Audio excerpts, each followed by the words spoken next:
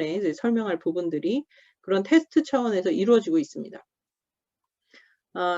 다시 강조하는 부분은 4차 산업혁명의 모든 뭐 IT나 아니면 아까 말씀드린 뭐 ICBMA 그런 기술이 핵심이라고들 속칭 떠들어요. 그게 다 돼야 된다라고 하는데 사실 IoT만 보더라도 사물과 사물이 연결하는 데서 지도나 아니면 이런 공간 정보가 없다라고 하면 의미가 없습니다. 뒤에 아마 큰 그 변화의 얘기로 이어서 말씀을 드릴게요. 공간 정보 부분을 조금 더 예를 들어서 우리가 1단계는 보통 종이 지도를 많이 얘기를 했어요. 제가 학교 다닐 시절, 그러니까 여러분들이 이제 뭐 태어나기 전쯤인가요? 그쯤인가요? 공간 정보 구축이라는 게 옛날부터 디지털로 있지 않았겠죠, 당연히. 그 종이 지도로 차에 타면 뒤에 이제 책 펼치고 막 도로 찾아가고 막 이런 것들을 했어요. 내비게이션이 없었던 시절입니다.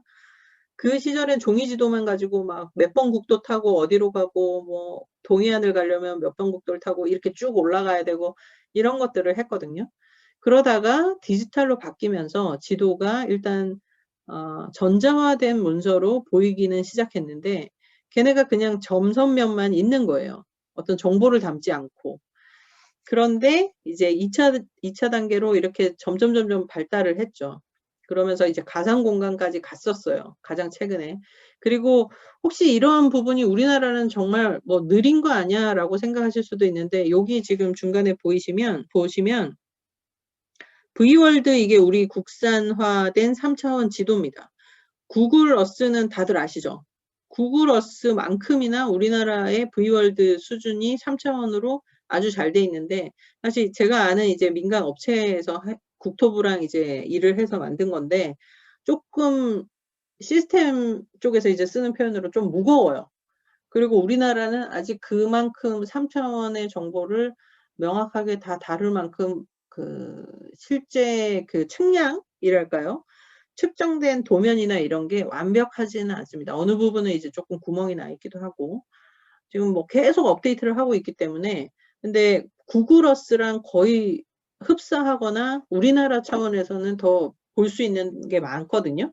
V월드 이거 한번 보시면 검색해서 다운로드 받으시면 여러분들이 와 이런 게 있네라고 아마 충분히 좀 놀라실 겁니다. 그래서 저도 좀 보시면 좋을 것 같고 그게 이제 3단계 정도로 봤어요. 이제 2020년이잖아요. 올해 이제 21년이고.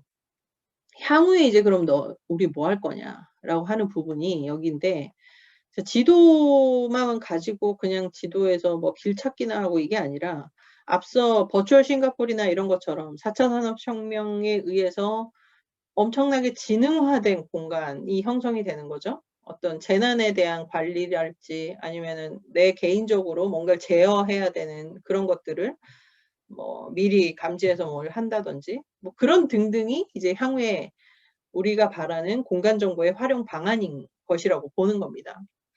그러면 정말 청사진이 달라지겠죠. 그러면 뭐 지금 말씀하시는 선생님은 그냥 공간 정보 이런 쪽에도 계시고 뭐 GIS도 조금 알고 하니까 그런 게 이제 쓸모가 있으실지 모르겠는데 지리가 저기에서 무슨 의미가 있나요? 뭐 이런 질문을 하셨다고 쳐볼게요. 그런 질문이 아마 여기 한 열 몇 분 중에 꼭 계셨을 거라고 믿는데 자, 이 지능 공간에서 아까 말씀드린 지도에도 취사 선택을 한다고 했지 않았습니까?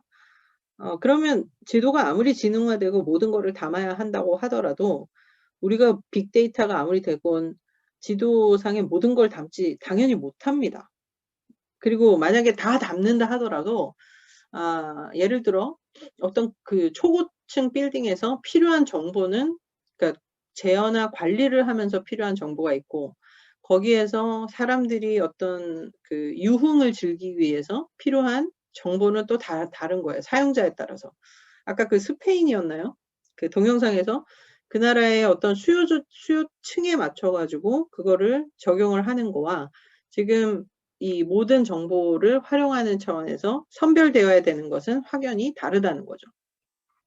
그래서 그런 부분들을 좀 이제 향후에 해 나갈 건데 지리학자는 뭘 하느냐. 이러한 지도 부분에 있어서 우리만큼 그 지역에 대해서 알고 그리고 어떤 쓰임에 대해서 효율적으로 알 수 있는 사람이 공부하는 사람이 없습니다.